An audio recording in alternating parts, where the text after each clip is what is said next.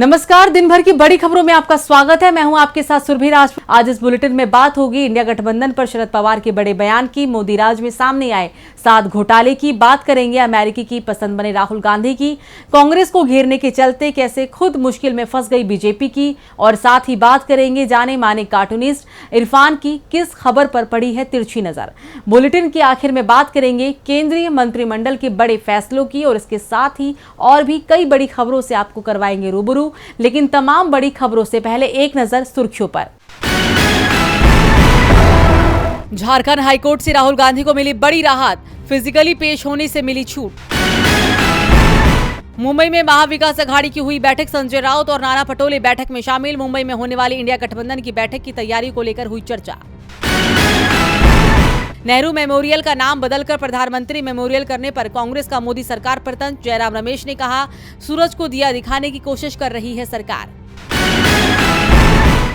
तेजी के साथ बंद हुआ शेयर बाजार, सेंसेक्स 137 अंक चढ़कर 65,539 पर बंद। निफ्टी 30 अंकों की तेजी के साथ 19,465 के स्तर पर बंद। ये तो थी सुर्खियां, और अब बात आज की सबसे बड़ी खबर की। एनसीपी चीफ शरद पवार को लेकर तमाम तरह की खबरें उड़ रही थी। दावे हो रहे थे कि वो बीजेपी के करीब जा रहे हैं, उनके केंद्र में मंत्री बनने के दावे भी किए जा रहे थे। लेकिन पवार ने लगातार दावा कर रहे थे कि मैं कहीं नहीं जा रहा हूं, इंडिया गठबंधन में हूं और आगे भी रहूंगा। और अब पवार ने अपनी आगे की रणनीति पर बड़ा बयान दिया है। तो क्या कहा है पवार ने, आइए देखते हैं। शरद पवार की रणनीति से बीजेपी में भारी कंफ्यूजन दिखाई दे रहा है। पवार ने अपने भतीजे से मुलाकात की तो बीजेपी गदगद हो रही थी। बेचैनी कांग्रेस नेताओं में भी दिखाई दी। पूर्व सीएम पृथ्वीराज चौहान ने तो यहां तक कह दिया कि अजीत के माध्यम से पीएम ने शरद पवार को मंत्री पद की पेशकश कर दी है। लेकिन पवार ने बीजेपी की खुशी को एक झटके में ही गायब कर दिया। पवार ने साफ कर दिया कि वो इंडिया गठबंधन को मजबूत बनाएंगे। इंडिया गठबंधन की अगली बैठक मुंबई में 31 अगस्त और 1 सितंबर को होनी है। और पवार ने यह भी साफ कर दिया है कि हम इस बैठक में बीजेपी के खिलाफ बड़ी रणनीति तैयार करेंगे। मैं बीजेपी और उसके साथियों से लड़ने की रणनीति तैयार कर रहा हूं। बीजेपी और उनके साथी समय के विपरीत काम कर रही हैं। धर्म संप्रदाय के आधार पर लोगों को बांटने की कोशिश की जा रही है। बीजेपी लोगों के दिल में दरार पैदा कर रही है। उनका विभाजन दिवस मनाने का फैसला गलत था। पवार ने बीजेपी पर विपक्षी दलों में तोड़फोड़ करने और राज्यों की सरकार को अस्थिर करने का आरोप लगाते हुए कहा, बीजेपी ने महाराष्ट्र और मध्य प्रदेश की सत्ता तोड़फोड़ कर हथियाई। जहां विरोधी दल की सरकार है, वहां की सरकार को केंद्र की बीजेपी सरकार अस्थिर करने का काम कर रही है।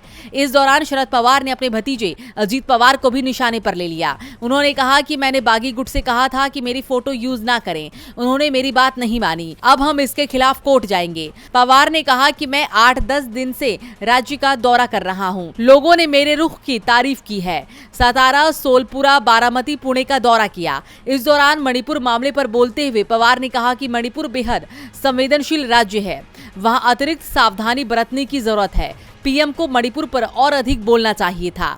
पवार बीजेपी के खिलाफ डटकर खड़े हुए हैं। उन्होंने आज बीजेपी पर जबरदस्त निशाना साधते हुए उसे घेरा। तो दूसरी ओर कांग्रेस ने भी मोदी सरकार के घोटाले सामने लाकर सरकार को सवालों के कटघरे में खड़ा कर दिया। तो किन घोटालों का जिक्र किया है कांग्रेस ने और क्या है इसकी वजह, आइए देखते हैं।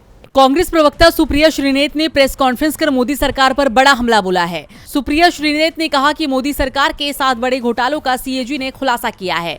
कांग्रेस प्रवक्ता ने तंज कसते हुए कहा कि देश में मोदी विरोधी एक संस्था है और ये इंटरनेशनल साजिश में शामिल है, और इस संस्था का नाम है सीएजी। इस संस्था ने मोदी सरकार के 7 बड़े घोटालों को उजागर किया है और मोदी जी को तत्काल इस संस्था पर ताला लगवाना चाहिए और रिपोर्ट निकालने वालों को जेल में भेजने का काम करना चाहिए। मोदी जी को तुरंत ईडी की रेड करानी चाहिए। सुप्रिया श्रीनेत ने कहा कि जिस मुद्दे पर टीवी में डिबेट किया जाना चाहिए, जिस मुद्दे पर अखबार की पहली सुर्खी होनी चाहिए, जिस मुद्दे पर प्रधानमंत्री नरेंद्र मोदी की चुप्पी टूटनी चाहिए, वो मुद्दा है बड़े घोटालों का। उन्होंने कहा कि जो सरकार द्वारा घोटाले किए गए हैं उनमें भारतमाला प्रोजेक्ट की बिडिंग में फर्जीवाड़ा।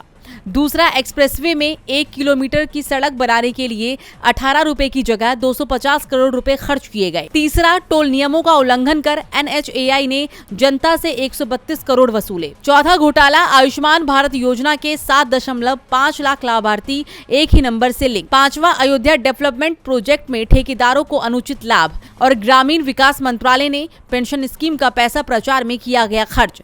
और सातवां, HAL पर विमान इंजन की डिजाइन, प्रोडक्शन में गंभीर खामी के आरोप, जिसमें 154 करोड़ के नुकसान की बात सामने आई है। कांग्रेस प्रवक्ता ने कहा कि ये इतने बड़े घोटाले हैं कि जिससे आपकी जेब पर असर डाला जा रहा है।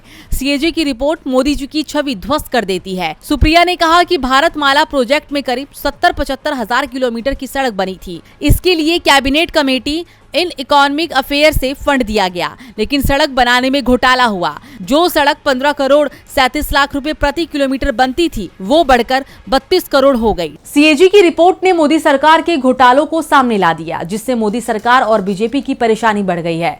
वैसे परेशानी अमेरिकी सांसदों ने बीजेपी की बढ़ा दी है। अमेरिकी सांसदों का दल राहुल गांधी से मुलाकात करना चाहता है। तो कैसे अमेरिकी सांसदों की पसंद बन गए हैं राहुल गांधी, देखिए ये रिपोर्ट।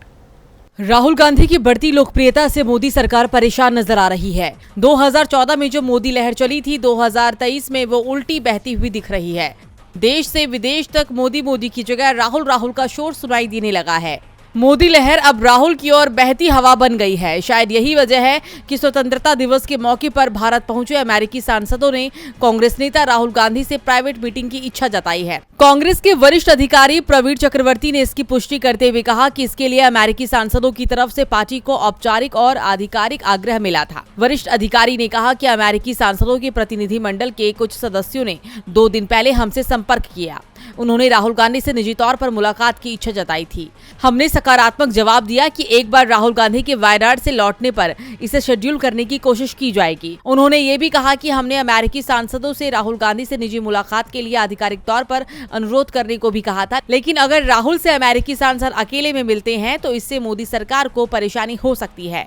इस बारे में कांग्रेस का कहना है कि ये विदेश मंत्रालय और अमेरिकी डेलीगेशन के बीच की बात है। कांग्रेस का कहना है कि विदेश मंत्रालय को इस पर कोई आपत्ति नहीं होगी। आखिरकार किसी देश के दौरे पर आए विदेशी प्रतिनिधि मंडल ने विपक्ष के प्रमुख नेता से बैठक की मांग की है।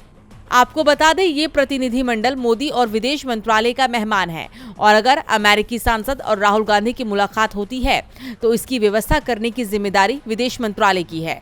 साथ ही इतना तो तय है कि मुलाकात की खबर ने मोदी सरकार के पसीने छुड़ाने का काम किया है। बीजेपी राहुल गांधी और कांग्रेस को जितना घेरने की कोशिश करती है उतना खुद ही फंस जाती है। इस समय राजस्थान विधानसभा चुनाव सामने है। ऐसे में बीजेपी ने कांग्रेस नेता सचिन पायलट के पिता राजेश पायलट के सहारे कांग्रेस को घेरने की कोशिश की। बीजेपी आईटी सेल के प्रमुख अमित मालवीय ने राजेश पायलट को लेकर दावा कर दिया कि उन्होंने अपने देश की जनता को ही निशाना बनाया था, लेकिन सचिन पायलट पूरे सबूतों के साथ सामने आ गए। अब बीजेपी बुरी तरह से फंसी हुई दिख रही है। कांग्रेस नेता सचिन पायलट ने बीजेपी आईटी सेल के हेड अमित मालवीय के एक दावे पर पलटवार किया है। दरअसल अमित मालवीय ने अपने एक ट्वीट में सचिन पायलट के पिता राजेश पायलट को लेकर ट्वीट किया, जिसके बाद बवाल मच गया। अमित मालवीय ने ट्वीट कर लिखा कि राजेश पायलट और सुरेश कलमाड़ी भारतीय वायुसेना के उन विमानों को उड़ा रहे थे जिन्होंने 5 मार्च 1966 को मिजोरम की राजधानी आइजवाल पर बम गिराए। बाद में दोनों कांग्रेस के टिकट पर सांसद और सरकार में मंत्री भी बने। स्पष्ट है कि नॉर्थ ईस्ट में अपने ही लोगों पर हवाई हमला करने वालों को इंदिरा गांधी ने बतौर इनाम राजनीति में जगह दी, सम्मान दिया। राजेश पायलट पर लगे इस आरोप के बाद सचिन पायलट ने अमित मालवीय को करारा जवाब देते हुए लिखा, स्वर्गीय श्री राजेश पायलट जी दिनांक 29 अक्टूबर 1966 को भारतीय वायुसेना में कमीशन हुए थे। ये कहना है कि उन्होंने 5 मार्च 1966 में मिजोरम में बमबारी की थी, ये काल्पनिक है, तथ्यहीन है और पूर्ण तरह भ्रामक है। हाँ, 80 के दशक में एक राजनेता के रूप में मिजोरम में युद्ध विराम करवाने और अस्थायी शांति संधि स्थापित करवाने में उन्होंने महत्वपूर्ण भूमिका जरूर निभाई थी। स्वतंत्रता दिवस की शुभकामनाएं। जय हिंद। अमित मालवीय की इस टिप्पणी के बाद खासतौर पर गुर्जर समाज में भारी गुस्सा तक देखा जा रहा है। आपको बता दें कि राजेश पायलट की गुर्जर समाज पर अच्छी पकड़ थी। राजस्थान में गुर्जरों का वोट सत्ता में आने के लिए काफी अहमियत रखता है। ऐसे में चुनावी साल में बीजेपी के लिए मुश्किल खड़ी हो गई है। पायलट ने बीजेपी को आईना दिखा दिया है, सच्चाई पूरे देश के सामने रख दी है। कांग्रेस को घेरने के चक्कर में बीजेपी खुद ही फंस गई है, तो दूसरी ओर दिल्ली में भी इंडिया गठबंधन फंसता हुआ दिख रहा है। कांग्रेस और आप सामने दिख रही है। आज दिल्ली के नेताओं के साथ पार्टी के केंद्रीय नेतृत्व की बैठक थी, तो क्या हुआ इस बैठक में, आइए देखते हैं। दिल्ली में कांग्रेस एक बार फिर से मजबूती के साथ वापसी की तैयारी में है। पार्टी के कार्यकर्ता जनता के बीच जाएंगे और शीला दीक्षित की सरकार के समय हुए विकास कार्य को बताएंगे। इसके साथ ही कांग्रेस ने ये भी संकेत दे दिए हैं कि वो दिल्ली की सभी सीटों पर चुनाव लड़ने की तैयारी रखेंगे। लोकसभा चुनाव को लेकर पार्टी अध्यक्ष मल्लिकार्जुन खड़गे के नेतृत्व में दिल्ली के नेताओं के साथ बैठक हुई। बैठक में राहुल गांधी, पार्टी महासचिव केसी वेणुगोपाल और दीपक बावरिया सहित पार्टी के तमाम दिग्गज नेता शामिल हुए। बैठक में लिए गए निर्णय के बारे में बताते हुए कांग्रेस नेता दीपक बावरिया ने कहा कि केंद्र और राज्य सरकार की लड़ाई के चलते दिल्ली का विकास पटरी से उतर गया है। 9 साल पहले दिल्ली में शीला दीक्षित की सरकार थी। शीला दीक्षित की सरकार ने 15 सालों में दिल्ली का जबरदस्त विकास किया था, लेकिन पिछले 8-9 सालों से जब से दिल्ली में आम आदमी पार्टी की सरकार आई है, तब से विकास काम ठप हो गए हैं। आज आम जरूरत की कोई चीज दिल्ली सरकार उपलब्ध नहीं करा रही है। जहाँ कांग्रेस की सरकार है, वहाँ हम लोगों को 500 रुपए में सिलेंडर दे रहे हैं, लेकिन दिल्ली सरकार 8,000 करोड़ रुपए विज्ञापन पर खर्च करने को तैयार है, लेकिन लोगों को राहत देने के लिए तैयार नहीं है। बैठक को लेकर कांग्रेस प्रवक्ता अलका लांबा ने कहा कि लोकसभा चुनाव के 7 महीने बचे हैं और कांग्रेस पार्टी के सभी कार्यकर्ताओं को 7 सीटों के लिए तैयार करने को कहा गया है। दूसरी ओर अलका लांबा के बयान पर आप नेता सौरभ भारद्वाज ने कहा कि गठबंधन का फैसला पार्टी का केंद्रीय नेतृत्व करेगा। आप और कांग्रेस के बीच तल्खियां आ सकती है, जिससे विपक्षी एकता को झटका भी लग सकता है। दूसरी ओर बीजेपी को तो लगातार झटके ही लग रही हैं और इस बार झटका कोर्ट से लगा है। कोर्ट ने मथुरा में चल रही योगी सरकार के बुलडोजर पर ब्रेक लगा दिया है। सुप्रीम कोर्ट ने एक बड़ा कदम उठाते हुए श्री कृष्ण जन्मभूमि के पास बुलडोजर एक्शन पर रोक लगा दी है। मथुरा से वृंदावन के बीच मीटर गेज रेल ट्रैक को बदलकर ब्रॉड गेज करने का फैसला उत्तर मध्य रेलवे ने लिया था। इसलिए मथुरा शहर में स्थित नई बस्ती से अतिक्रमण हटाया जा रहा है। 600 मीटर के दायरे में बसी इस बस्ती में करीब 200 अवैध अतिक्रमण चिन्हित किए गए हैं। अतिक्रमण हटाने की इस कार्रवाई के खिलाफ सुप्रीम कोर्ट में याचिका लगाई गई थी। याचिका में कहा गया है कि इस कार्रवाई में 200 घर गिराए जाने हैं और इससे 3000 लोग प्रभावित होंगे। याचिकाकर्ताओं ने कहा कि उनके पास रहने के लिए कोई अन्य जगह नहीं है। वे 100 सालों से अधिक समय से इस स्थान पर रह रहे हैं। इसके बाद सुप्रीम कोर्ट ने बुलडोजर एक्शन पर रोक लगाते हुए इस मामले में केंद्र और रेलवे को नोटिस भी जारी कर दिया है। शीर्ष अदालत में अगले हफ्ते फिर इस मामले पर सुनवाई होगी, लेकिन इस फैसले से बीजेपी सरकार को बड़ा झटका लगा है, क्योंकि यूपी हो या दिल्ली, हरियाणा हो या एमपी, बीजेपी की सरकारों ने बुलडोजर का जमकर इस्तेमाल किया है। इस फैसले का असर आने वाली ऐसी ही और कार्रवाइयों पर भी पड़ेगा, जिससे बीजेपी कमजोर होगी। बुलडोजर कार्रवाई पर रोक लगा दी गई है। यूपी के बाद देखते हैं कि जाने माने कार्टूनिस्ट इरफान की किस खबर पर पड़ी है तिरछी नजर।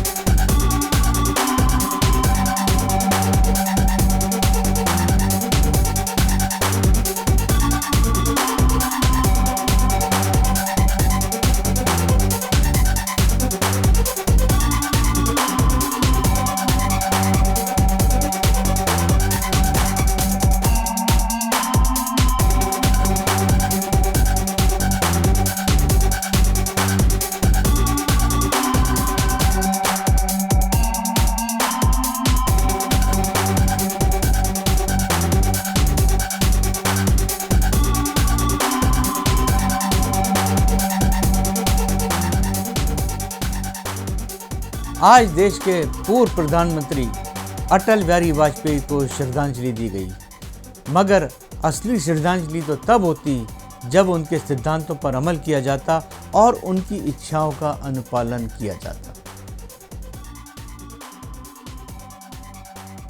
बहुत बहुत शुक्रिया इरफान जी। और बुलेटिन के आखिर में बात मोदी कैबिनेट के फैसलों की। पीएम मोदी की अध्यक्षता में केंद्रीय मंत्रिमंडल की बैठक हुई, जिसमें कई बड़े फैसले लिए गए, जिसमें विश्वकर्मा योजना भी शामिल है, जिसका ऐलान मोदी ने लाल किले की प्राचीर से किया था। कैबिनेट के फैसलों की जानकारी देते हुए केंद्रीय मंत्री अनुराग ठाकुर ने कहा कि पीएम ई बस सेवा को मंजूरी दे दी गई है। उन्होंने कहा कि इस पर 57,613 करोड़ रुपए खर्च किए जाएंगे। देश भर में लगभग 10,000 नई इलेक्ट्रिक बसें उपलब्ध कराई जाएंगी। 57,613 करोड़ रुपए में से 20,000 करोड़ रुपए केंद्र सरकार देगी। उन्होंने कहा कि ये योजना 3 लाख और उससे अधिक आबादी वाले शहरों को कवर करेगी। इस योजना के तहत पब्लिक प्राइवेट पार्टनरशिप यानी कि पीपीपी मॉडल पर 10,000 ई बसों के साथ सिटी बस संचालन किया जाएगा। ये योजना 10 सालों तक बस संचालन का समर्थन करेगी। तो वहीं केंद्रीय आईटी मंत्री अश्विनी वैष्णव ने कहा कि पीएम मोदी ने अपने स्वतंत्रता दिवस के भाषण में कारीगरों के लिए विश्वकर्मा योजना की घोषणा की थी। कैबिनेट ने 13,000 करोड़ रुपए की विश्वकर्मा योजना को मंजूरी दे दी है। अश्वनी वैष्णव ने कहा कि इसके अलावा कैबिनेट ने 14,903 करोड़ रुपए के खर्च के साथ डिजिटल इंडिया कार्यक्रम के विस्तार को भी मंजूरी दी है। डिजी लॉकर वर्तमान में केवल नागरिकों के लिए उपलब्ध है और अब इसके 40 करोड़ से अधिक ग्राहक हैं। जल्द ही एमएसएमई के लिए डिजी लॉकर का नया एक्सटेंशन लॉन्च किया जाएगा। केंद्रीय मंत्रिमंडल ने भारतीय रेलवे की 7 मल्टी ट्रैकिंग परियोजनाओं को भी मंजूरी दे दी है। तो आज इस बुलेटिन में इतना ही। देखते रहिए डीबी लाइव। नमस्कार।